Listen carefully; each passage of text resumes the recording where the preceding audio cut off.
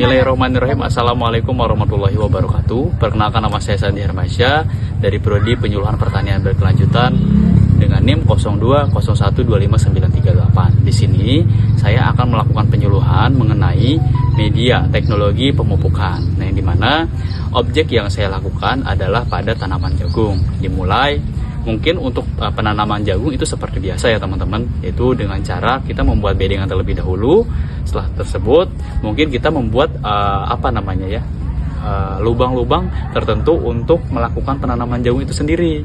Nah, nanti untuk lubang-lubang yang sudah kita tentukan dengan jarak yang rata, presisi, lubang-lubang tersebut kita isi dengan benih-benih jagung yang memang sudah kita sesuaikan dengan merek, misalkan Top atau misalkan Jawara. Nah, biasanya untuk benih yang saya lakukan atau yang saya ambil itu menggunakan benih dari Jawara. Nah, setelah dari situ kita mungkin untuk pengkapuran tadi mungkin bisa kita letakkan di awal ya, sebelum penanaman. Nah, setelah dari ditanam, lalu kita siram lah, boleh kalau misalkan tanahnya sedikit kering boleh disiram menggunakan air agar kondisi tanahnya itu sedikit lebih lembab. Dan setelah dari situ kita tunggu beberapa minggu ke depan, lalu kita berikan pupuk NPK. Supaya apa? Supaya merangsang pertumbuhan akar, sehingga pertumbuhan pada tanaman bisa lebih cepat dan lebih kuat. Sehingga nanti ketika proses pertumbuhan hamanya sedikit dan jagung bisa dipanen secara maksimal. Nah, mungkin itu gambaran singkat.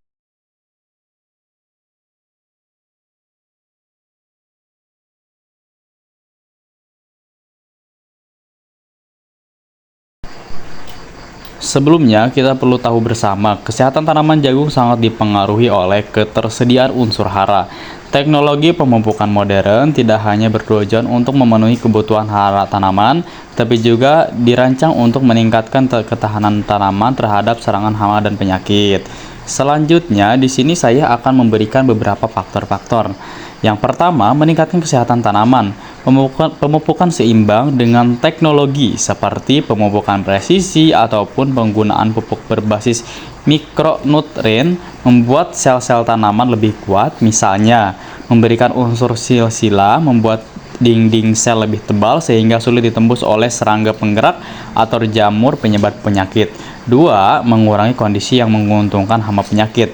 Teknologi pemupukan terkontrol mencegah pemberikan pupuk nitrogen berlebih yang dapat membuat tanaman tumbuh terlalu lambat dan menarik bagaimana hama seperti ulat gerak. Selain itu, pemupukan yang tepat membantu menjaga keseimbangan, kelembaban, dan mengurangi resiko penyakit akibat jamur. Yang ketiga, meningkatkan efektivitas pengendalian.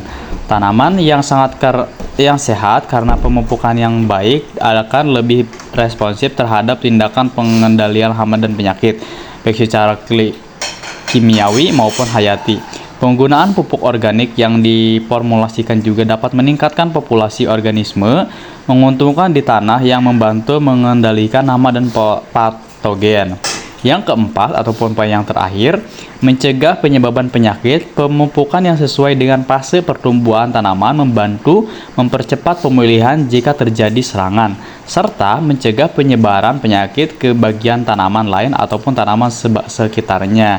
Sehingga teknologi ini menjadi indikator keberhasilan kita ataupun para petani dalam melakukan pertanian itu sendiri. Dengan demikian, teknologi pemupukan bukan hanya tentang meningkatkan produktivitas, tetapi juga menjadi bagian penting dalam sistem pengelolaan hama dan penyakit tanaman jagung secara berkelanjutan. Dengan menerapkan dengan benar, petani dapat menghasilkan jagung yang lebih sehat dan mengurangi kerugian akibat serangan hama.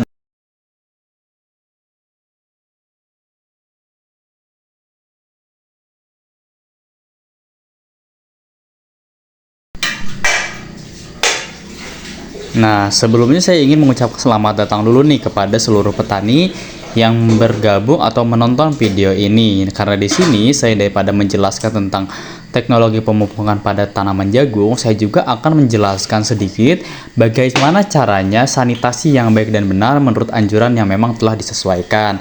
Nah, sanitasi pada tanaman jagung merupakan salah satu komoditas pangan utama di Indonesia yang memiliki peran penting dalam memenuhi kebutuhan pangan nasional, industri, dan pakan ternak. Namun, banyak petani yang menghadapi masalah penurunan hasil panen akibat serangan hama dan penyakit. Padahal, salah satu cara paling efektif dan ekonomis untuk mengatasi masalah ini adalah dengan menerapkan sanitasi yang benar pada seluruh siklus pertanaman jagung.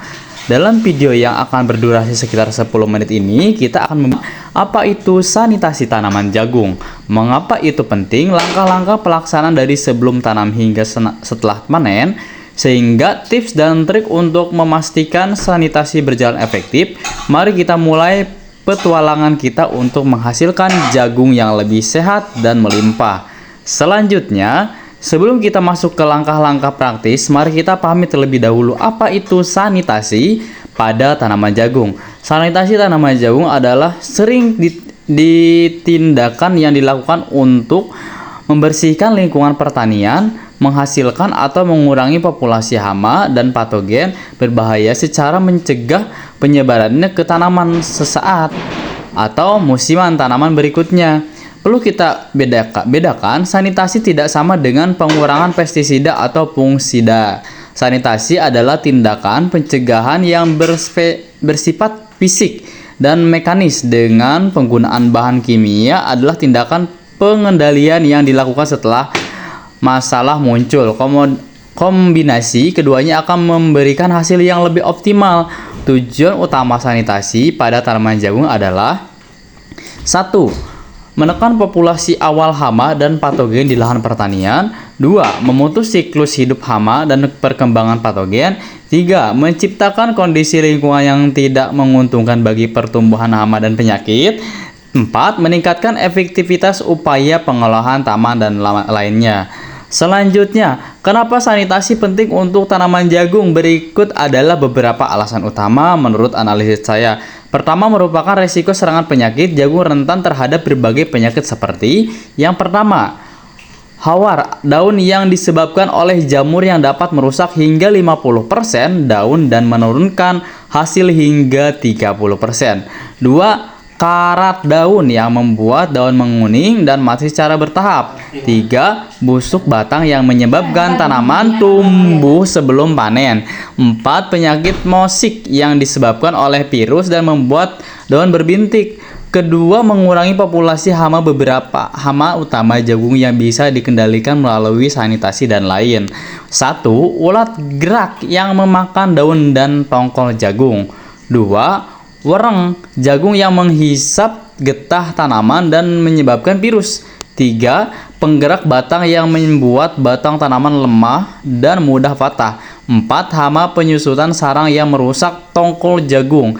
Ketiga, menghambat biaya produksi. Dengan melakukan sanitasi yang benar, Anda dapat mengurangi penggunaan pestisida dan fungisida hingga 40-50%, sehingga menghemat biaya dan juga lebih ramah lingkungan.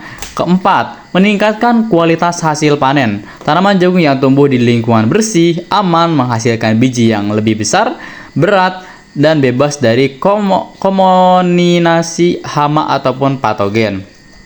Selanjutnya, langkah strategis yang bisa kita lakukan. Sanitasi yang baik harus dimulai jauh sebelum kita menanam benih jagung. Berikut langkah-langkah yang perlu kita lakukan. Yang pertama, pembersihan lahan secara mendalam. Bongkar semua sisa tanaman sebelumnya, baik itu sisa jagung dari musim tanam lalu atau tanaman lain. Jangan biarkan sisa tanaman yang sakit tergeletak di lahan karena akan menjadi sumber infeksi baru. Selanjutnya, pengolahan sisa tanaman. Jika sisa tanaman sehat, bisa dijadikan kompos dengan proses pembusukan yang benar selama 3 bulan. Jika sisa tanaman terserang penyakit ataupun hama, sebaiknya dibakar dan di lokasi yang jauh dari lahan pertanian atau dibuang ke tempat pembuangan yang sesuai. Bersihkan gulma secara menyeluruh. Gulma bisa menjadi inang alternatif bagi hama dan penyakit jagung. Gunakan cara mekanis mencabut atau menggali ataupun herbisida yang sesuai jika diperlukan. 2. Pengelolaan tanah. Gambarkan Gemburkan tanah secara menyeluruh hingga kedalaman 2-30 cm untuk menghancurkan sarang hama yang bersembunyi di dalam tanah dan memungkinkan udara serta air masuk dengan baik. 2.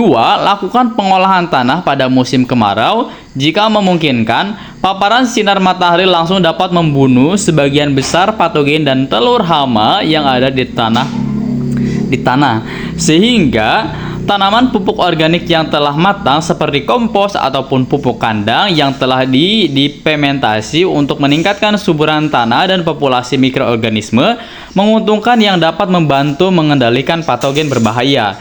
3. Persiapan benih. Pilih benih yang bersih dan berkualitas. Belilah benih dari sumber terpercaya yang telah melalui proses sterilisasi. Lakukan perlakuan benih sebelum tanaman. 1. Rekomendasi benih dalam larutan fungisida ramah lingkungan sesuai dengan dosis yang dianjurkan selama 15-30 menit. 2. Atau gunakan metode alami seperti peredaman dalam larutan daun sirih ataupun bawang putih untuk mencegah serangan penyakit akar. Yang ketiga ataupun yang terakhir, keringkan benih secara alami di tempat teduh sebelum menanam.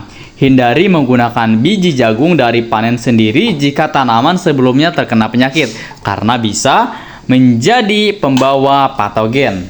Selanjutnya, di bagian terakhir, setelah tanaman jagung tumbuh sesuai disanitasi, harus terus dilakukan secara rutin. Berikut langkah-langkah yang perlu diterapkan. 1. Pembuatan dan pengenalan dini. Periksa tanaman secara teratur, minimal sekali seminggu. Periksa bagian atas daun, bawah daun, batang, dan tongkol jagung. Cegah penyebaran dengan cepat. Segera cabut dan buang tanaman yang terserang penyakit ataupun hama secara parah. Lakukan tanaman yang sakit dalam kantong plastik tertutup rapat sebelum dibawa keluar dari lahan. Jangan membuat tanaman sakit di sekitar lahan ataupun di saluran irigasi karena bisa menyebabkan patogen. Selanjutnya, di poin yang terakhir yang bisa saya sampaikan adalah yang pertama, meningkatkan sisa tanaman yang sakit di lahan dianggap sebagai pupuk alami, padahal justru menjadi sumber infeksi. Solusi bakar ataupun buang jauh dari lahan, karena hal ini dapat menyebabkan ataupun mengundang hama-hama penyakit berikutnya. Yang selanjutnya, tindak memberikan alat pertanian alat lahan menyebabkan penyerangan patogen dari lahan yang sakit ke lahan sehat. Solusinya, selalu bersihkan alat sebelum dan sesudah digunakan.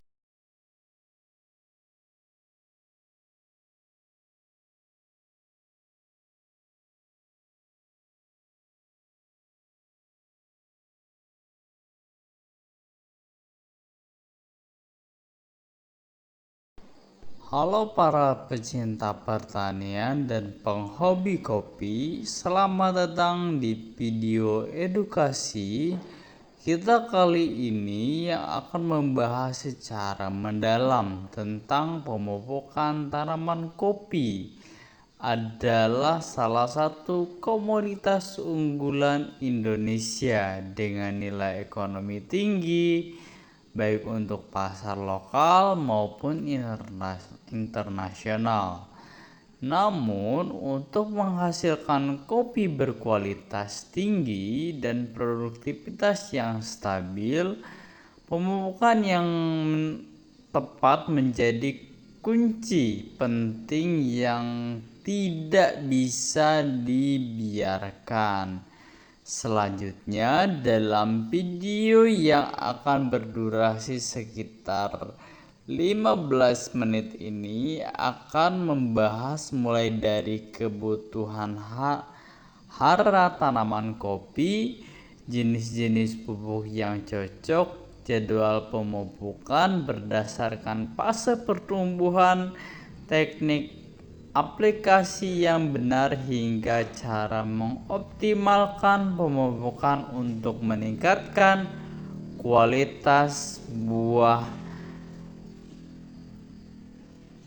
buah dan ketahanan tanaman. Mari kita mulai eksplorasi dunia pemupukan kopi yang benar. Selanjutnya, Sebelum membahas tentang pupuk dan cara aplikasinya, kita perlu memahami terlebih dahulu kebutuhan hara tanaman kopi. Tanaman kopi membutuhkan 16 unsur hara esensial yang dibagi menjadi dua kelompok utama. 1. Unsur hara majora ataupun makro. Nitrogen N penting untuk pertumbuhan daun dan batang yang sehat serta mengurangi jumlah tunas produktif. Tanaman kopi membutuhkan N sebanyak 50 sampai 172 kg per hektar per tahun, sedangkan fosfor P berperan dalam pembentukan akar yang kuat, proses pembuangan dan pembuatan. Kebutuhan P berkisar sampai 10 sampai 36 kg per hektar per tahun. Selanjutnya, kalsium K meningkatkan kualitas buah, rasa dan aroma, ketahanan terhadap kekeringan dan penyakit serta membantu proses pembentukan biji. Kebutuhan K mencapai 80 sampai 180 kg per hektar per tahun. Selanjutnya, magnesium Mg dan kalsium Ca. Mg berperan dalam fotosintesis, sedangkan Ca memperkuat sel tanaman dan menjaga keseimbangan tanah. 2. Unsur hara minor mikro termasuk boron, zinc, besi, tembaga, mangan dan lainnya. Meskipun dibutuhkan dalam jumlah kecil, kekurangan salah satu dapat menghambat pertumbuhan dan produksi tanaman. Kebutuhan hara ini akan bervariasi tergantung pada varietas kopi, Arabica, Robusta ataupun Liberica. Selanjutnya, kondisi tanah dan fase tumbuhan tanaman yang akan kita bahas. Yang pertama, pupuk organik. 1. Pupuk kandang mengandung NPK setara unsur mikro yang seimbang, dapat meningkatkan struktur dan kesuburan tanah secara bertahap. Dosis yang disarankan adalah 10 sampai 20 kg per pohon per tahun. Pupuk kompos dibuat dari bahan organik seperti dedaunan, sisa tanaman ataupun limbah dapur. Cocok memperbaiki kualitas tanah dan menjaga kelembaban. Pupuk organik cair seperti pupuk daun ataupun produk komersial seperti Maggrow ataupun Mixi Farm mudah diserap tanaman dan dapat digunakan sebagai pemberian tanaman selama fase pertumbuhan ataupun produksi. Pupuk mikorizа seperti Bactoflus, kakao, membantu tanaman menyerap unsur hara dan air lebih efisien. Pupuk organik, pupuk tunggal urea untuk N, SP36 untuk P, KCI untuk K, dan Kiserit untuk Mg. Pupuk majemuk seperti NPK, Golde, Giwe 16, 10 sampai 18 untuk merangsang pertumbuhan vegetatif. NPK Komposiden di Giwe 15-15 plus TA untuk pertumbuhan seimbang dan meningkatkan kualitas buah, serta HXDAV untuk membenahkan akar dan fase awal pertumbuhan. Penggunaan kombinasi pupuk organik dan organik sangat dianjurkan untuk mendapatkan hasil yang optimal, karena pupuk organik memberikan tanah, sedangkan pupuk organik memberikan nutrisi yang dibutuhkan secara cepat.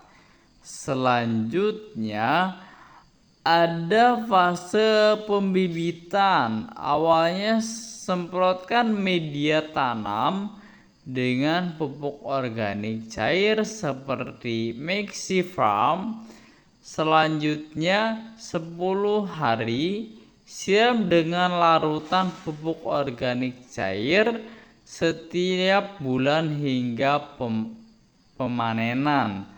Yang fase kedua adalah fase penanaman sampai usia 3 tahun, belum produktif. Sebelum penanaman, berikan pupuk dasar berupa pupuk kandang ataupun kompos di lubang tanaman. 3 hari sebelum tanaman disiram, era tanaman dengan larutkan pupuk organik cair. Selanjutnya, lakukan pemupukan pupuk organik urea SP36 KCI setiap 2-3 bulan sekali sesuai dengan dosis yang disesuaikan dengan umur tanaman. Selanjutnya dan yang terakhir, contoh dosis untuk tanaman berumur 1 tahun: 20 gram urea, 25 gram SP36, 40 gram KCI, dan 15 gram Krises per pohon. Fase produktif 3 tahun. Pemupukan dilakukan minimal 2-3 kali setahun. Awal musim hujan untuk mendukung pertumbuhan tunas dan baru dan pembangunan. Akhir musim hujan untuk mendukung pembentukan dan pematangan buah. Selanjutnya yang terakhir, di daerah dengan curah hujan tinggi ataupun pas pembentukan buah dapat dilakukan pemupukan tambahan untuk mencegah hilangnya nutrisi akibat pencucian. Selanjutnya, dosis untuk tanaman berumur 5-10 tahun: 150 gram urea, 80 gram SP36, 100 gram KCI, dan 200 gram Krises per pohon. Tahun dibagi menjadi dua aplikasi. Yang pertama, beberapa kelompok tani sebagai kelompok tani Dugung Muhaimin Tasikmalaya melakukan pemupukan 3 kali setahun pada bulan April, pembangunan Agustus, pembentukan buah dan November, menjelang panen, dan kombinasi pupuk kimia dengan organik. Berikut data yang bisa saya sajikan, tertera di layar. Selanjutnya, 1. Persiapan sebelum pemupukan. Pangkas penaung tanaman agar sinar matahari dapat masuk dengan optimal dan tanaman lebih mudah menyerap pupuk. 2. Bersihkan rumput ataupun gulma di sekitar batang tanaman untuk menghindari persaingan dalam menyerap nutrisi. 3. Lakukan pengamatan terhadap kondisi tanah dan tanaman untuk memastikan tidak ada masalah seperti gangguan air ataupun serangan hama yang dapat mengganggu penyebaran pupuk. Yang kedua, teknik aplikasi tanaman muda bibit.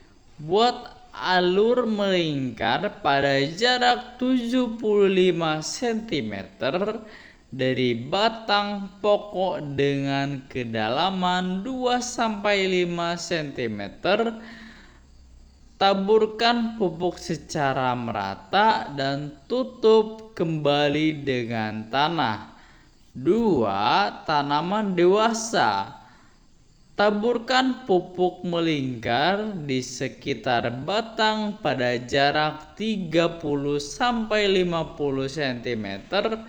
Mari batang pokok ataupun setengah jarak ujung daun terluar dengan kedalaman 2-50 cm. Untuk pupuk organik cair seperti Maxim Farm, buat 4 lubang pada jarak sekitar 1,5 meter dari batang dan kedalaman 20 cm. Lalu tuangkan larutan pupuk ke dalam lubang tersebut. Yang terakhir, pemupukan daun dilakukan dengan menyemprotkan pupuk organik cair ataupun pupuk mikro pemberukan atau daun, terutama saat tanaman mengalami kekurangan nutrisi ataupun dalam kondisi lingkungan yang tidak mendukung penyebaran melalui akar. Catatan penting, hindari memberikan pupuk terlalu dekat dengan batang tanaman karena dapat menyebabkan luka pada akar ataupun pembakaran akar. Jangan melakukan pemupukan saat musim hujan deras karena pupuk akan mudah tercuci oleh air sebelum diserap tanaman. Pilihlah waktu pagi ataupun sore untuk aplikasi pupuk. Selanjutnya, setelah aplikasi pupuk tertutupi dengan tanah untuk menjaga kelembaban dan mencegah kehilangan nutrisi akibat pemupukan. Selanjutnya, itu di pembahasan lengkap tentang pemupukan tanaman kopi dengan memahami kebutuhan hama tanaman memilih jenis pupuk yang tepat, mengurangi jadwal pemupukan yang sesuai dengan menerapkan teknik aplikasi yang benar, kita dapat menghasilkan kopi dan kualitas tinggi dan produktivitas yang stabil dari tahun ke tahun. Jangan lupa bahwa setiap kebun kopi memiliki kondisi yang berbeda, jadi selalu sesuaikan praktik pemupukan dengan kondisi tanah, varietas kopi, dan lingkungan sekitar. Dengan perawatan yang baik dan pemupukan yang tepat, kita dapat meningkatkan nilai ekonomi dari perkebunan kopi sekaligus menjaga kelestarian lingkungan. Terima kasih telah menonton video ini. Jika Anda memiliki pengalaman ataupun tips tentang pemupukan tanaman kopi yang lainnya dibagikan, silahkan tulis komen di kolom komentar, dan di bawah ini jangan lupa untuk menyukai dan berlangganan karena kita untuk mendapatkan informasi seputar pertanian lainnya. Sampai jumpa di video selanjutnya. Bye bye. Saya Sandi Hermasya. Terima kasih. Wassalamualaikum warahmatullahi wabarakatuh.